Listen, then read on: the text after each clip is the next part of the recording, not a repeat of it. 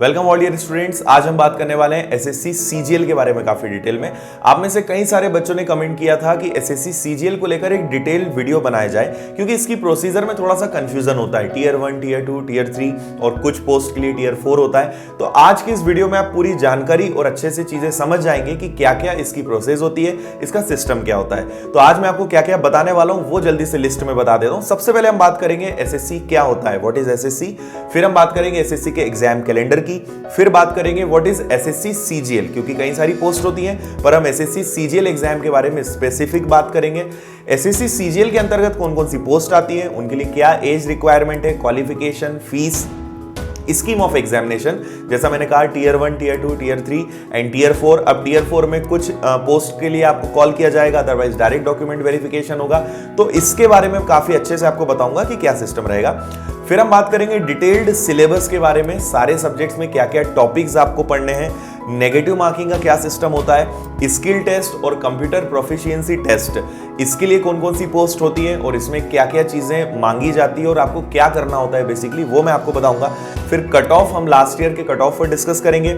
Salary क्या होती है, ग्रेड वाइज मैं आपको बताऊंगा, जो ग्रेड पे होते हैं लाइक 4800, 4600, तो किस ग्रेड पे के अंतर्गत लगभग कितनी सैलरी बनती है वो मैं आपको बताऊंगा। फिर हम फिजिकल स्टैंडर्ड्स के बारे में बात करेंगे, कौन कौन सी पोस्ट है जिसके लिए फिजिकल रिक्वायरमेंट भी मांगी जाती है, and at the last interview के बारे में बताऊंगा मैं। तो इतनी सारे पॉइंट्स में हम आज डिटेल में बात करेंगे और आप सारी चीजें बहुत अच्छे से समझ जाएंगे। तो आइए शुरू करते हैं। सबसे पहला हमारा पॉइंट है व्हाट इज एसएससी। एसएससी क्या होता है? एसएससी का फुल फॉर्म होता है स्टाफ सिलेक्शन कमीशन, जिसको हिंदी में हम बोलते हैं कर्मचारी चयन आयोग। यूपीएससी के बाद केंद्र सरकार, हमारी जो सेंट्रल गवर्नमेंट है, उसमें जितनी भी पोस्ट होती हैं ग्रेड बी और ग्रेड सी लेवल की, इन सभी को रिक्रूट करने का काम एसएससी करता है। एसएससी बेसिकली एक ऑर्गेनाइजेशन, एक संस्था है जो रिक्रूटमेंट रिलेटेड पूरी रिस्पॉन्सिबिलिटी लेता है इन सारी पोस्ट की, और इसीलिए इसे मिनी आईएएस एग्जाम भी बोला जाता है, क्योंकि इसके अंतर्गत जो वैकेंसीज होती हैं, जो पोस्ट होती हैं, वो बहुत ही रेप्यूटेड और काफी अच्छी होती हैं, जो आगे आप जान जाएंगे। नेक्स्ट हम बात करते हैं एसएससी के एग्जाम कैलेंडर के बारे में। तो आप यहां देख सकते हैं एसएससी का एग्जाम कैलेंडर। हर साल एसएससी अपनी वेबसाइट पर अप टू डेट एक कैलेंडर लॉन्च करता है और उसमें आपको बताता है कि कौन से एग्जाम का प्री, मेंस, डिस्क्रिप्टिव या जो भी उसके पेपर 1, पेपर 2 कब होने वाले हैं, उन सबकी डेट्स आपको वहां पे मिलती है।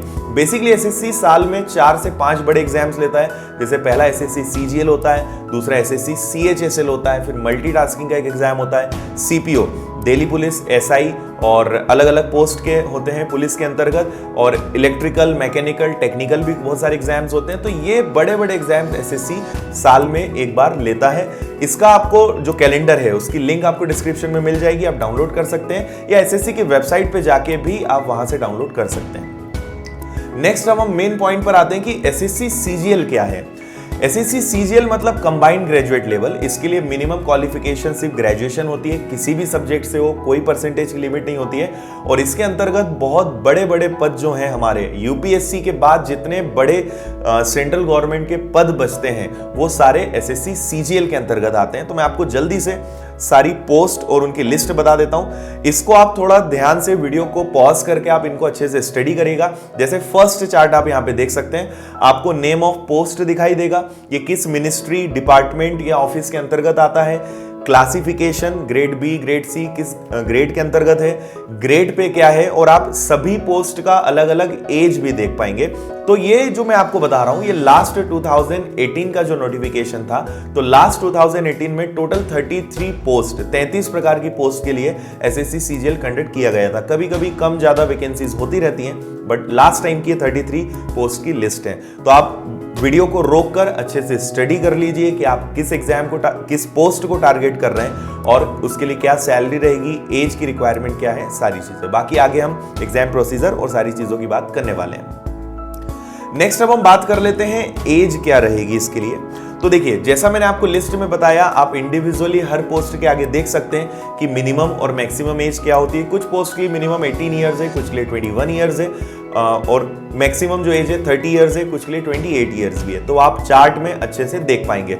पर यहाँ पे एक कैटेगरी वाइज रिलैक्सेशन होता है। वो मैं आपको बता देता हूँ। कोई भी पोस्ट हो, SC ST के लिए 5 इयर्स का रिलैक्सेशन है, OBC के लिए 3 इयर्स का है, PWD के लिए 10 इयर्स का है, PWD कैंडिडेट जो OBC कैटेगरी से हैं उनके लिए 13 इयर्स का है, और PWD जो SC ST के लिए हैं उनके लिए 15 इयर्स का है, बाकी एक्स सर्विसमैन, और काफी सारा इसका लंबा प्रोविजन होता है। यदि आप इनके अलावा भी कोई इंफॉर्मेशन चाहते हैं तो लास्ट ईयर का जो नोटिफिकेशन था उसकी लिंक मैंने डिस्क्रिप्शन में दी हुई है, आप डाउनलोड करके और डिटेल में देख सकते हैं कि किस कैटेगरी के लिए या किस पोस्ट के लिए किस टाइप का एज रिलैक्सेशन होता है। नेक्स्ट हम बात कर लें क्वालिफिकेशन के बारे में। तो देखिए, एक ओवरऑल हम बात कर रहे हैं जनरल, जो किसी भी एग्जाम किसी भी क्वालिफिकेशन वाला बच्चा जिस एग्जाम को दे सकता है, तो इसके लिए मिनिमम जो क्वालिफिकेशन है वो सिर्फ ग्रेजुएशन होती है। आपका ग्रेजुएशन कंप्लीट होना चाहिए, कितना भी परसेंटेज हो, कोई भी सब्जेक्ट हो, उसकी कोई यहाँ पे मिनिमम रिक्वायरमेंट नहीं होती है। बाकी कुछ इसमें स्पेशल पोस्ट है, जैसे जो स्टैटिस्टिकल ऑफिसर होते हैं या JSO जिसको हम बोलते हैं, उनके लिए कुछ अलग रिक्वायरमेंट होती है, बाकी ऐसी पोस्ट बहुत कम होती है। जनरल यदि हम देखें तो कॉमन जितनी सारी पोस्ट है उनके लिए सिर्फ ग्रेजुएशन किसी भी सब्जेक्ट से कितने भी परसेंटेज हो सकते हैं, तो आप दे सकते हैं। फाइनल ईयर रनिंग जो स्टूडेंट्स हैं वो भी दे सकते हैं, पर जब नोटिफिकेशन आएगा तो आपको पता चल जाएगा कि जो एक स्पेसिफिक डेट SSC देता है कि इस डेट के पहले यदि आपका एग्जाम हो चुका है या रिजल्ट आ गया है तो आप उसके बाद इसको अप्लाई कर सकते हैं, और यदि एग्जाम नहीं हुआ है तो फिर आप नहीं दे पाएंगे, बाकी वो नोटिफिकेशन आने पर ही क्लियर हो पाएगा। नेक्स्ट, इसके लिए फीस क्या रहती है। तो जब आप ऑनलाइन अप्लाई करेंगे SSC की वेबसाइट पर जाकर, तो इसके लिए SSC की फीस CGL की या बाकी सारे एग्जाम्स की भी केवल 100 रुपीज होती है, वो भी सिर्फ जनरल और OBC स्टूडेंट्स के लिए। अब इसके अलावा जितनी भी वुमेन्स हैं, गर्ल्स हैं, महिलाएं और लड़कियों के लिए किसी भी कैटेगरी के हो कोई चार्जेस नहीं होता है, और SC ST कैंडिडेट्स के लिए भी यहाँ पे कोई चार्जेस नहीं होता है। मतलब OBC के मेल और जनरल के जो मेल हैं इनके अलावा किसी के लिए कोई चार्जेस नहीं होते, सबके लिए आप ये फ्री ऑफ कॉस्ट होता है, कोई भी इस एग्जाम का फॉर्म ऑनलाइन अप्लाई कर सकता है। अब सबसे इंपॉर्टेंट बात हम करते हैं स्कीम ऑफ एग्जामिनेशन। इसकी टोटल जो एग्जाम की प्रोसेस है, एग्जाम की जो स्कीम है, वो 4 फेज में कंप्लीट होती है। सबसे फर्स्ट होता है टियर 1, जो कंप्यूटर बेस्ड टेस्ट रहेगा, ऑनलाइन रहेगा। 2017 के पहले तक SSC ऑफलाइन हुआ करता था, उसके बाद ऑनलाइन हो चुका है। तो फर्स्ट और सेकंड जो टियर होता है, टियर 1 टियर 2 ऑनलाइन टेस्ट होंगे, कंप्यूटर पे होंगे। टियर 3 जो है वो डिस्क्रिप्टिव होता है, जो पेन एंड पेपर से आपको देना होता है, इसके बारे में आगे बताने वाला हूं। और टियर 4 होता है जो कंप्यूटर प्रोफिशिएंसी टेस्ट और स्किल टेस्ट का होता है, जो कुछ ही पोस्ट के लिए होता है। बाकी टियर 1 टियर 2 टियर 3 सभी के लिए कंपलसरी होता है। उसके बाद कुछ लोग स्किल टेस्ट के लिए चले जाते हैं, कुछ लोग सीधे डॉक्यूमेंट वेरिफिकेशन के लिए चले जाते हैं। तो ऐसी कौन कौन सी पोस्ट है वो एंड में मैं आपको बताऊंगा। अब हम 1 बाय 1 बात करते हैं। सबसे पहले टियर 1 की कि इसमें क्या क्या रहेगा, नेगेटिव मार्किंग, क्वालिफाई जो होता है, सेक्शनल कट ऑफ, इन सब चीजों के बारे में। तो देखिए, यहां पे आप पढ़ सकते हैं टोटल 4 सब्जेक्ट्स रहेंगे, general intelligence and reasoning 25 questions, general awareness, quantitative aptitude और इंग्लिश, मतलब मैथ्स, रीजनिंग, इंग्लिश और जनरल अवेयरनेस, इनके टोटल 25 क्वेश्चंस रहेंगे। सभी के 50 मार्क्स रहेंगे, मतलब हर क्वेश्चन 2 मार्क्स का रहेगा, और इसके लिए आपको ऑनलाइन जो टाइम मिलना है वो टोटल 60 मिनट्स का मिलना है। तो ये रहता है। बाकी इसमें सेक्शनल कट ऑफ जो है वो SSC डिसाइड करता है, ओवरऑल कट ऑफ भी SSC डिसाइड करता है। तो ये हम पहले से ऐसा स्पेसिफिक नहीं होता है कि क्या यहाँ पर रहेगा, ये सब SSC पर डिपेंड करता है। तो आपको ये क्लियर करना है। यहाँ पे एक बात और मैं बता दूं कि टियर 1 जो है क्वालिफाइंग नहीं होता है। 1, 2 एंड 3 जो तीनों एग्जाम्स हैं सभी के मार्क्स जुड़ते हैं और एक कंबाइंड लिस्ट बनती है, इसलिए आपको शुरू से ही टियर 1 से ही आपको अच्छे मार्क्स लाने होंगे यदि आप एक अच्छी पोस्ट या अच्छे मार्क्स लास्ट में लाना चाहते हैं। इसके बाद हम बात करते हैं इसके सिलेबस के बारे में, फिर इसके बाद हम मेंस पे बात करेंगे। सो देखिए, प्री में हमारे पास 4 सब्जेक्ट होते हैं, आप डिटेल में यहाँ पे देख सकते हो। जैसे सबसे फर्स्ट है जनरल इंटेलिजेंस एंड रीजनिंग। तो इसमें क्या क्या टॉपिक पढ़ने हैं आपको इमेज यहाँ पे दिख जाएगी, आप वीडियो को रोककर इसका स्क्रीनशॉट ले सकते हैं या आराम से इसको पढ़ सकते हैं, सारे टॉपिक्स आपको यहाँ पे दिखेंगे। फिर हम बात करें जनरल अवेयरनेस के बारे में। तो देखिए, जनरल अवेयरनेस में यहाँ पे आपको सजेस्ट किया जाता है कि लास्ट 6 मंथ के करंट अफेयर्स आप पढ़ें। इसके अलावा आपको history, cultural, geography, economy, scene जो होता है, जनरल पॉलिसी, साइंटिफिक, मतलब science and technology, history, geography, polity, ये सब टॉपिक्स भी, ये सारे सब्जेक्ट्स भी आते हैं। पर इनका एक बेसिक जो एस्थेटिक पार्ट होता है वो आपसे पूछा जाता है, काफी डिटेल में नहीं, बाकी एक जो बेसिक कॉमन चीजें वो आपको इन सब के बारे में पता होनी चाहिए, प्लस करंट अफेयर्स। इसके बाद बात करें हम क्वांटिटेटिव एप्टीट्यूड, मैथ्स में भी लगभग सारे टॉपिक्स हो जाते हैं और मैथ्स से रिलेटेड मैंने कई सारे वीडियोस अभी तक अपलोड किए हैं। आप उन सब की लिंक डिस्क्रिप्शन में देख सकते हैं या सिंपल विनर्स की चैनल पे जाके आप काफी सारे टॉपिक मुझसे पढ़ सकते हैं। मैंने मैथ्स के कई सारे टॉपिक पढ़ाए हैं। लास्ट हम बात करें फोर्थ सब्जेक्ट हमारा इंग्लिश कॉम्प्रिहेंशन, तो इसमें बेसिकली आपका राइटिंग एबिलिटी देखी जाती है प्लस आपका जो ग्रामेटिकल जो पोर्शन होता है उससे रिलेटेड क्वेश्चंस होते हैं, मतलब ग्रामर के सारे क्वेश्चंस और फिल इन द ब्लैंक्स, इस टाइप के एंटोनिम्स, सिनोनिम्स, ये सारी चीजें यहां पर पूछी जाती हैं। नेक्स्ट अब हम बात कर लेते हैं मेंस के बारे में कि मेंस में क्या पैटर्न होता है और उसका सिलेबस क्या होता है। सो देखिए, मेंस में टोटल 4 पेपर्स होते हैं। इसमें 2 पेपर सभी के लिए कंपलसरी होते हैं और 2 केवल ऑप्शनल होते हैं, केवल उन लोगों के लिए जो स्पेसिफिक किसी अदर पोस्ट के अप्लाई करते हैं। तो सबसे पहले कॉमन जो सभी को देना है उन दोनों के बारे में बात करते हैं। पहला आपका रहेगा मैथ्स का, जिसमें 100 क्वेश्चंस रहेंगे लेकिन मार्क्स 200 रहेंगे। ये 120 मिनट का रहेगा, मतलब 2 घंटे का पेपर रहेगा। फिर सेकंड आपका पेपर होगा इंग्लिश लैंग्वेज का एंड कॉम्प्रिहेंशन, इसमें 200 क्वेश्चन होंगे और इसके लिए आपको टोटल 200 मार्क्स मिलेंगे। इसके लिए भी आपको 2 घंटे का टाइम यहाँ पे मिलता है। ये 2 पेपर सभी के लिए कॉमन है। तो हम पहले, इसके बाद 2 और पेपर होते हैं। यदि किसी ने JSO मतलब स्टेटिस्टिक्स की किसी पोस्ट के लिए अप्लाई किया है तो उनका एक सेपरेट पेपर होगा, और फाइनेंस एंड इकोनॉमिक्स जो अकाउंटिंग या अकाउंटेंट रिलेटेड पोस्ट के लिए अप्लाई करते हैं उनके लिए general studies finance and economics का अलग पेपर होता है। बट ये केवल उन्हीं पोस्ट के लिए होता है। कॉमन केवल 2 ही पेपर होते हैं, मैथ्स और इंग्लिश के।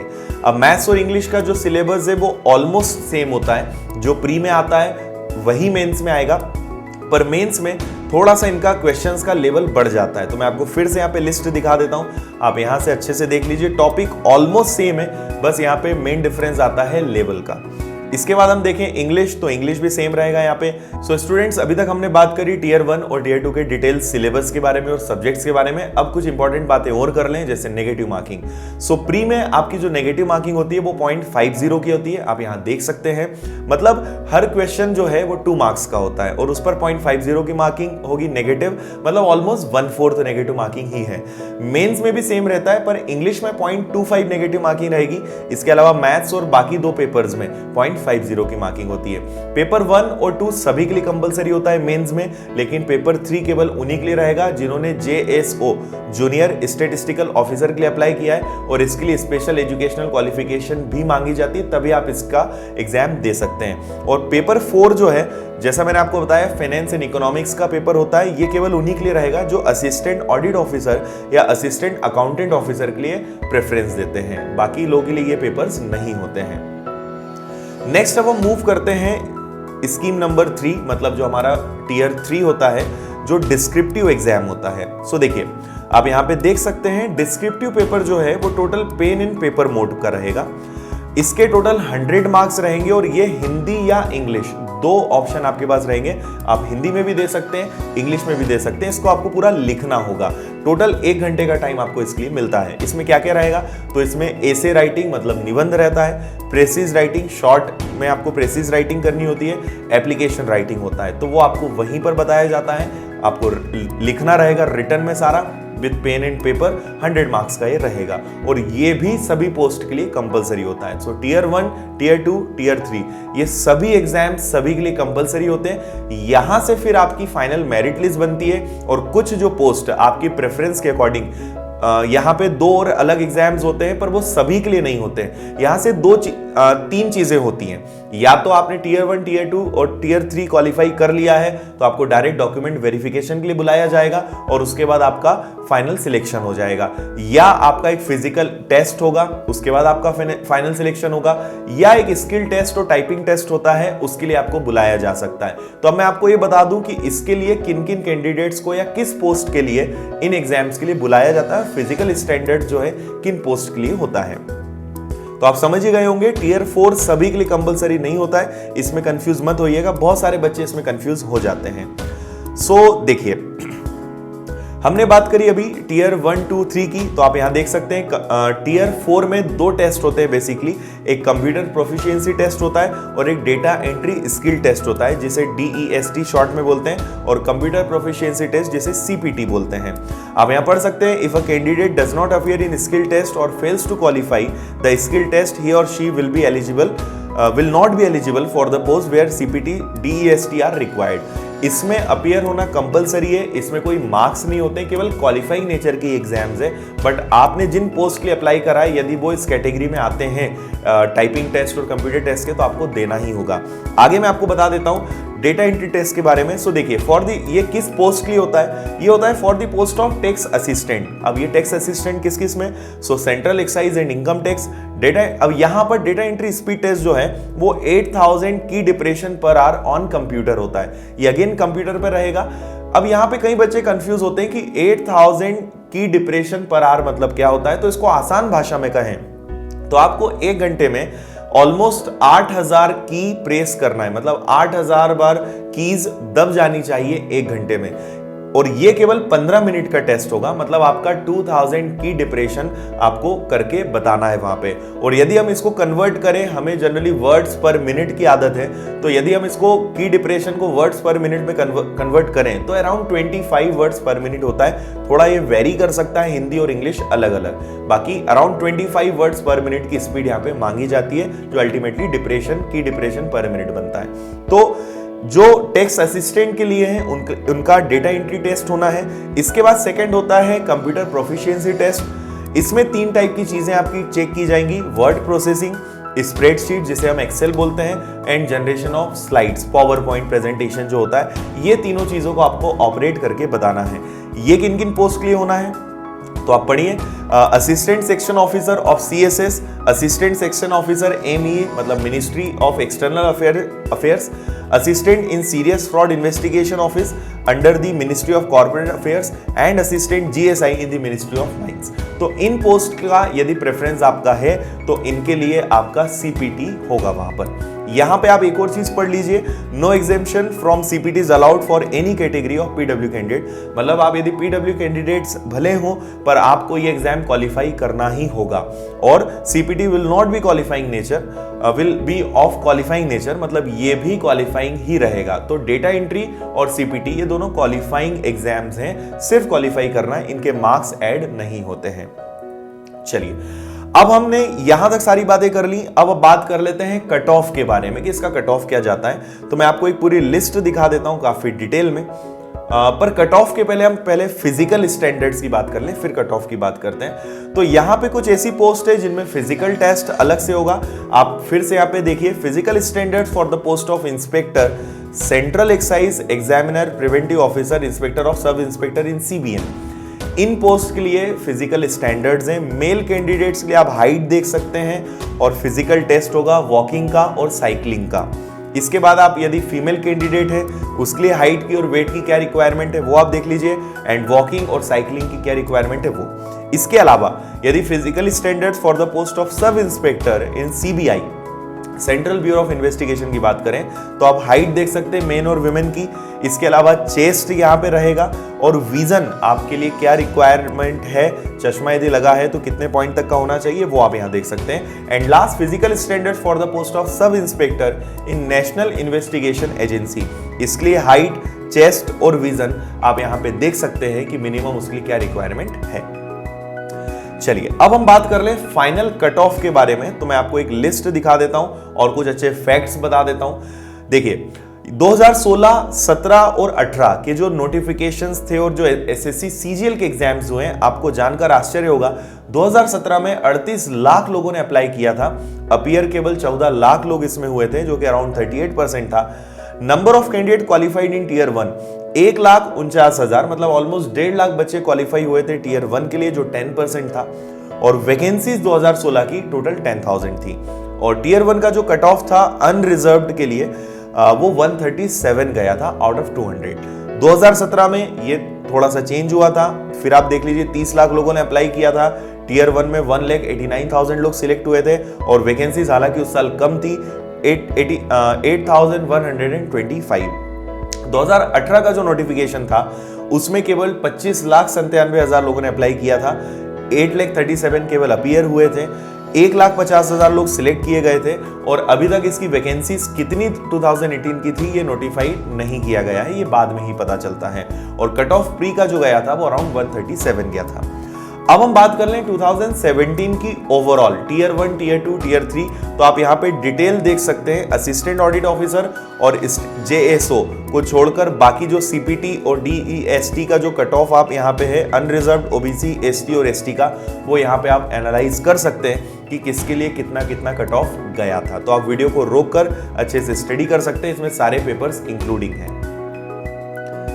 नेक्स्ट लास्ट पॉइंट पे अब हम आ जाते हैं सैलरी के बारे में और इंटरव्यू के बारे में। तो मैं आपको इंटरव्यू के बारे में और क्लैरिटी दे दूं कि इसमें इंटरव्यू नहीं होता है। 2016 से इंटरव्यू उसका हटा दिया गया था, उसी के बाद टीयर 3 और टीयर 4 का सिस्टम यहाँ पे आया था। तो इंटरव्यू इसमें किसी भी पोस्ट के लिए नहीं होता है।